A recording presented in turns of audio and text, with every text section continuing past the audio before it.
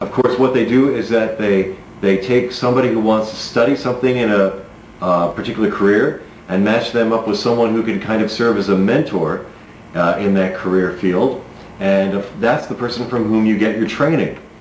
So after talking to Jim about this for a while, I finally decided to take the plunge and go for it. And he asked me the radio station that I would most like to work at. And it's one called Coast 101.3 here in San Luis Obispo, which is an adult contemporary station. I put that down as my first choice, and the next day I got a call back from Jim saying, I have an interview with you to talk to the program director of Coast 101.3, Dave Christopher. So soon thereafter I went to Dave Christopher's office for my interview.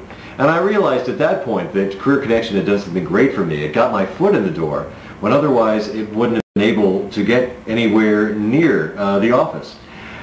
And as a matter of fact, when I was sitting down talking with Dave Christopher, I noticed that he had this big moving box next to his desk on the floor with about 100 manila envelopes in there, all of which contained tapes of people reading or tapes of their voices, along with resumes. Some of these envelopes were neon colored so they would stand out. Some of them had bold, bright printing so they would stand out.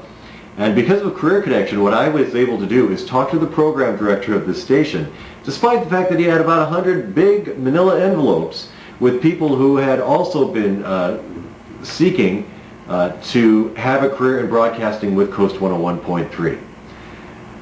Anyway, we talked for a while, the program director and I. He was convinced that I was really interested in broadcasting, thought that I would be a good person to train, and so Dave Christopher trained me for about 4 months in broadcasting, all thanks to Career Connection. After the 4 months of working hard with him and meeting with him weekly and doing a lot of work at home, after the training was all done, Dave took me back to his office, said, I think you'll be great, you're hired. And the next week I was on the air.